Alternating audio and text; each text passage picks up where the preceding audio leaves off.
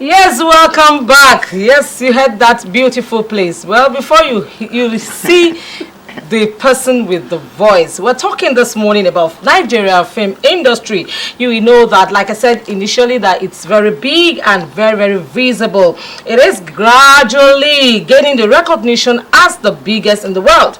Well, we can say that this is as a result of the volume and patronage. Over the time, it has contributed immensely to Nigeria's gross domestic product. That's the GDP of the country.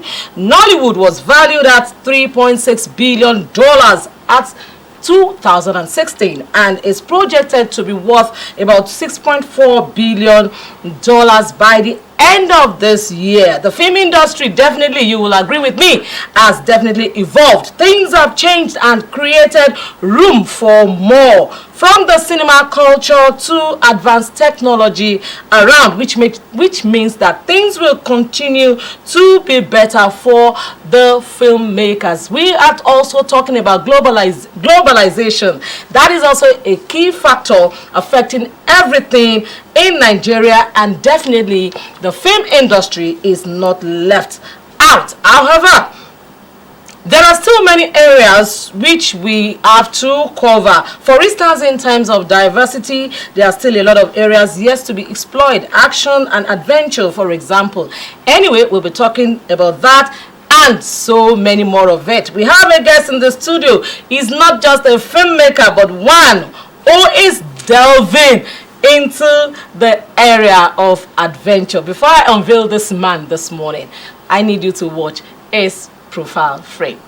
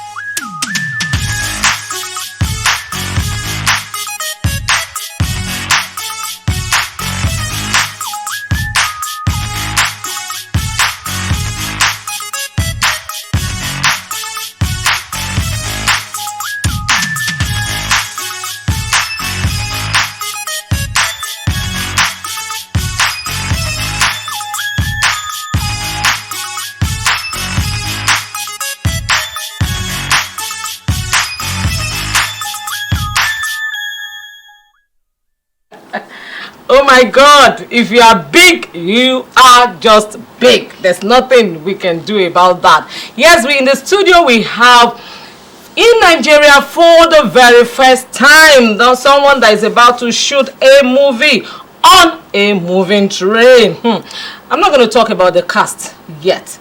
Anyway, well, it's so beautiful that he has the support from the Ministry of Transport, and this movie is about to become a reality. We have in the studio a filmmaker and an award-winning Nigerian. He's best known for producing so many of our movies. He's produced the Tinsels, the Johnsons, the very popular one, Oloibiri, and many. Okay, let me just unveil this man. It's like we are all itching to know him. In the studio this morning we have Rogers Ofime. Good morning. Good morning. Good to have you. Thank you very much. It's good to be here. Yes, you were just looking at that. Yeah. Is that you? I heard him say, is that me? All right, let's go back to business. Movie on the moving train. But before we go there, I want to talk about the film industry as a whole in Nigeria. Where we were, where we are, and where do you see us going to? Okay. Where we were, that's like how will I put this? You know, when you see your old picture and you go, what? So that's the kind of where we were. But you know, where we are right now, I would say that our industry has evolved greatly. Most of our projects are really of that kind of standard that we wanted, global standard. We still have a few itches here and there, and I think it's also because of the what will I call it now? The infrastructure and all other things that we have in this country. But when it comes to us being able to manage what we have, to also be able to tell a good story, and also the kind of technicals or production value that meets global standards, we are almost there. If you watch some of our projects on Netflix, some are exceptional. I mean, it's the same thing in America. Some are good, some are bad. You can't help it. But our prayer is the ones that are bad will also get to that standard. Learn from the ones that are good, and then make it what it ought to be. Okay, but very quickly comparison. You are a Nigerian. We are having you here, but you are Canada based. All right, and I'm sure that Canada is close to Hollywood, the hub of film in the world. How would you very quickly just side by side rate Nigeria and the Canadian film industry? Well, that's a tough rating. That's a tough rating because, again, like I said, you see, Canada is a country where anything you want, you can get it. Whatever kind of equipment you want to film with, you can get it. We still have those limitations in this part of the world, and whatever you want to shoot with, they come very easy and also cheap. But here, if you want to make a film and you want to shoot it on red camera, the cost per day is killing. So if you then say, oh no, I want to shoot for 60 days, if you calculate the cost per day times 60 days, you will burn yourself brain. Let me use that language. Okay, still talking about the quality of our films in this part of the world. Record shows that annually we produce on an average about 2,500 films in Nigeria. Now, what would you say about the value? Are we just making productions, or are we putting value into consideration? Well, it depends on what you mean by value, but I don't. Maybe I should let you clarify. Are you saying value in terms of money, or value in terms of the quality of what you're seeing? I'm talking about the quality of the things. Well, like I said at the beginning, our projects some are good, some are bad. Even in Hollywood. On the average, what would you say? On the average, I would say that we have actually increased the value that we give to our project. It has actually increased compared to where we're coming from. I mean, if you go to the cinema today, not even cinema, let's even check Netflix, you would have lots of films. You watch them and you go, this is great production value. And a lot of us we will not shoot. We either shoot with either a Red or Harry, and those are the two highly rated cameras. Some still shoot with the other cameras, but in terms of giving attention to details, in terms of in terms of the environment around you, the ambience of your shoot, the set, the decor, and all of those things also add to what makes a film a film. And we're beginning to give attention to those things. And really, in all honesty, we in Africa, we tell good stories. We tell very beautiful stories. To tell, We've got stories to tell. What is killing our story are these values that we're talking about. And a lot of us have known that, and we're like, you know what, if we give attention to value, then our stories can be what it ought to be. You know, because if you, we used to make this analogy. A film was, someone shot a film recently, and not recently, I think they watched it on YouTube, and they said that the ghost wanted to cross the road, and the ghost had to look left, right, before crossing. I'm like, wow. What a ghost. What a ghost.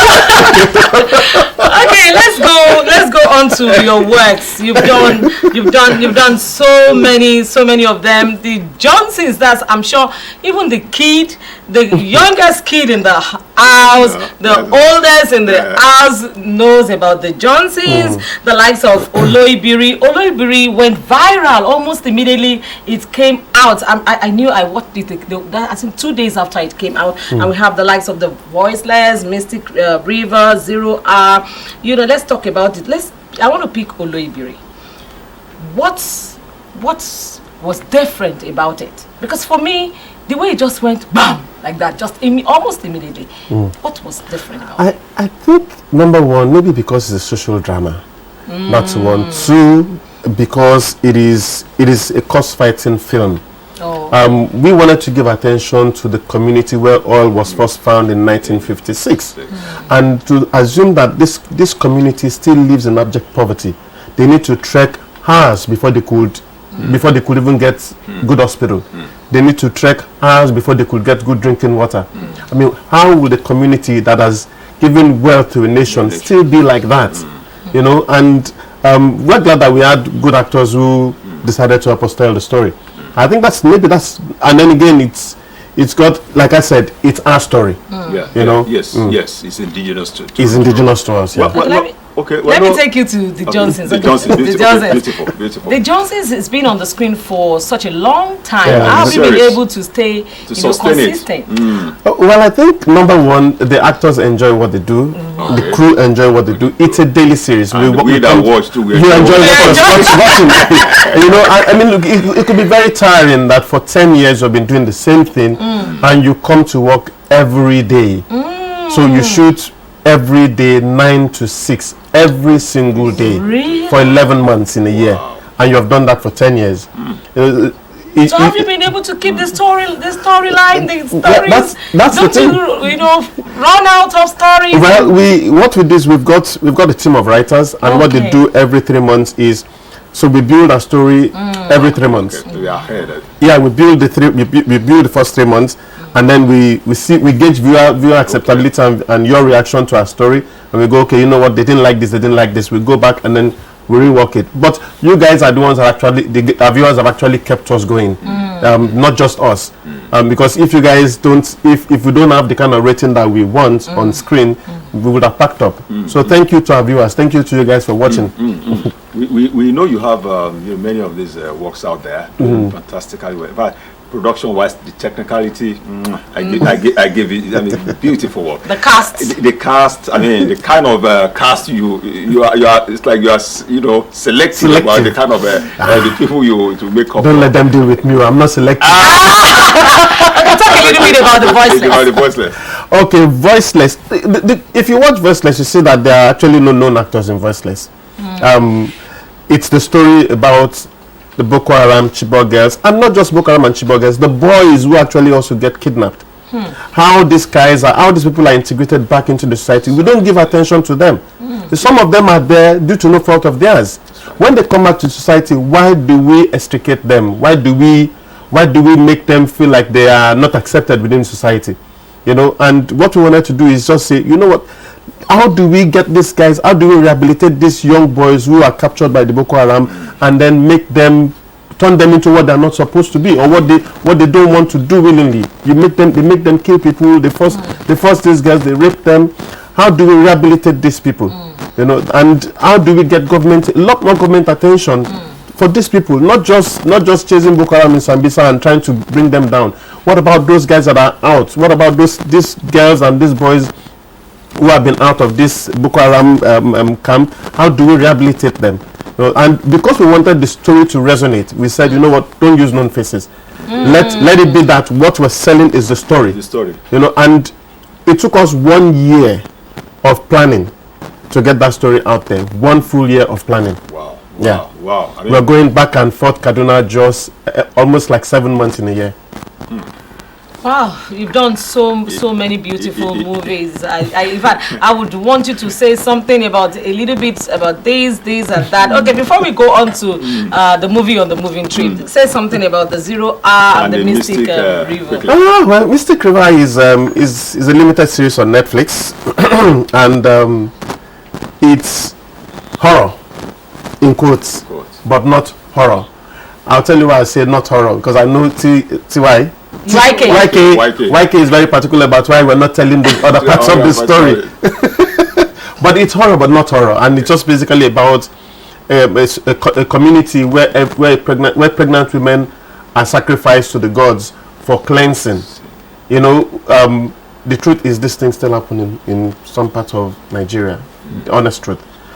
So we have to fictionalize ours, but to think that a human being who is carrying another human being needs to be sacrificed for me to be well sounds very insane, and for us is like, look, there are some parts of our culture and tradition that we just need to let go of. We can't let go of some because that's who we are and that's what we are, and these are the things that the whites or the other parts of the world, these are the things they cherish about us, our culture, our tradition, our thing, yes. But there are some that don't do us any good. Why keep them? That's right. You get it, and that's what the story is just about. That's right. Okay. Beautiful. Let's go to the beautiful. The big one. Let's delve into your the adventure. Novel adventure. Talking about conversation in transit. Wow, so much has been said about it, and I'm telling you, everybody is waiting to see. Let's. Even the everything is going to start next year, 2022.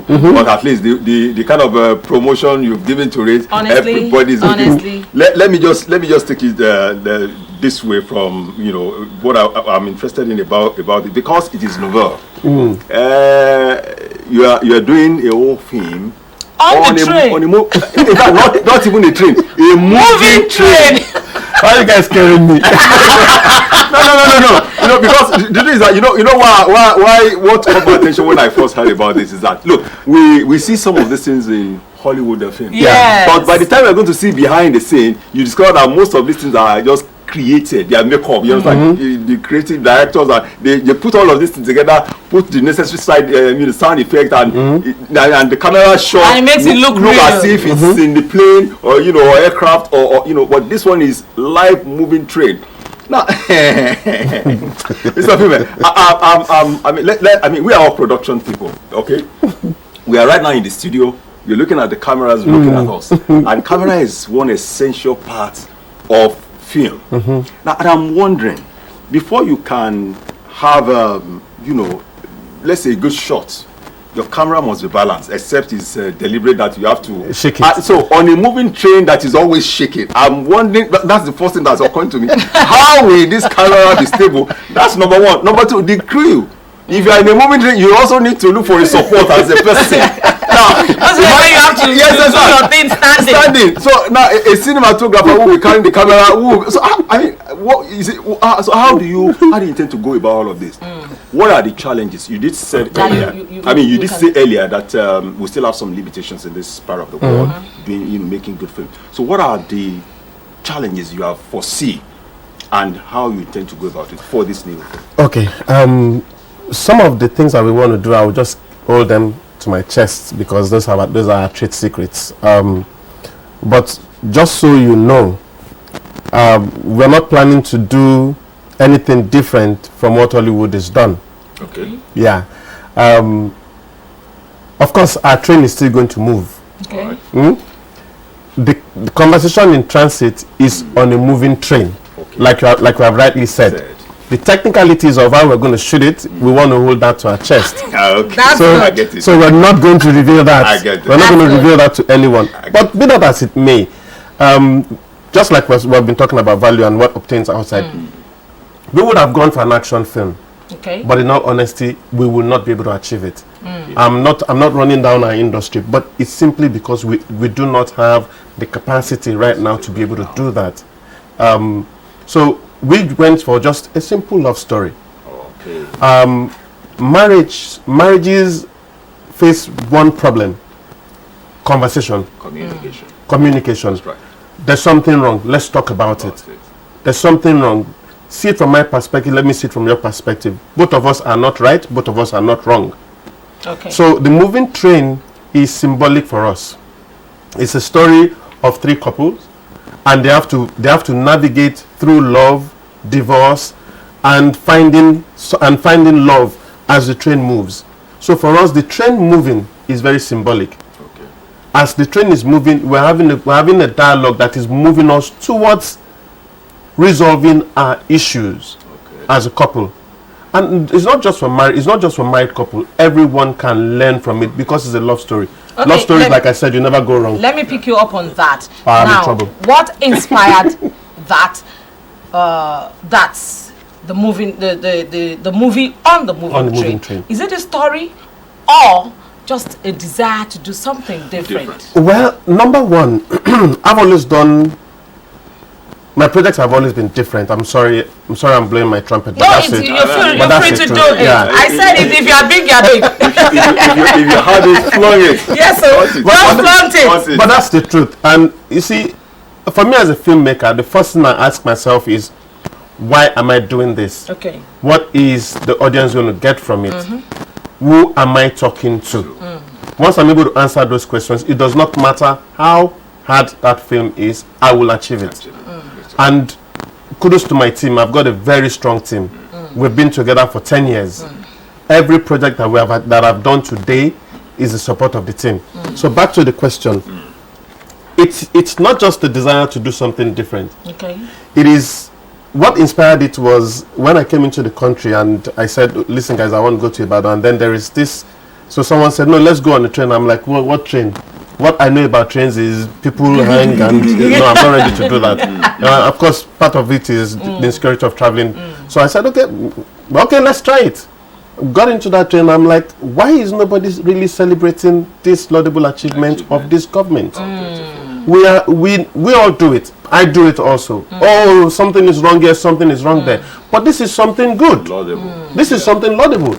And for those who have traveled out, this is something you can find. This is replica. I mean, this is something you can find, like what you find in other parts of the world. So why don't we let our people know that something good is happening here? You can actually. This is another means of transportation, and it's really very good. I went on that train ride. The AC, I mean the chiller in that place, I almost froze. Like, please, can you bring it? Yeah, it's really wonderful. You know, and we're like, what can we do? And then someone sent me a story idea. I'm like, that's it. It goes in the train. Wow. It just works. Boom, and that's it. Wow, Mr. Ofime, we are pressed for time, but I just won't allow you go without addressing this. A little out of trust, but it's still around film. Why have we not, as a nation, have our film won award at the Oscar? We've done it at the Grammy. So what happened? What's happening? We are getting there. We are honestly getting there. I'll tell you why I said so. This last Oscars, I think there should be another one this year. But last year, our film Voiceless and another film Milkmaid keenly contested for the Oscars position, and Milkmaid went in as Oscars as Nigerian nomination for Oscars. Very, very excellent film also. I mean, very, very beautiful film. So we're getting there. So that we have been able. So at least we achieved one thing: a Nigerian film was selected. Exactly. It's taken us that long. Now that a Nigerian film was selected, now the thing is, let's build on it. Another Nigerian film has to be selected, and then selected, and one day we'll win. Okay, because we just have to let you go. Quickly, in 10 seconds, your final words. In 10 seconds, my final word. Our industry is growing, and we just need attention, both from government, private investors, and anyone who really wants to invest. Thank you very much. It's been a great pleasure having you on the show this morning. Thank you so much. I had fun. Thank you. Next time, give me plenty time. Okay, you can say that again. You can say that again. I don't want to say what he said behind the scenes. All right, we've been having this discussion with an award-winning producer. He's produced so many beautiful movies in Nigeria. It is no other person but Rogers Ofime. We have to let him go now. But next on the show, we will be having Tolani telling us so much about lifestyle and nutrition. Don't go anywhere. Stay with us.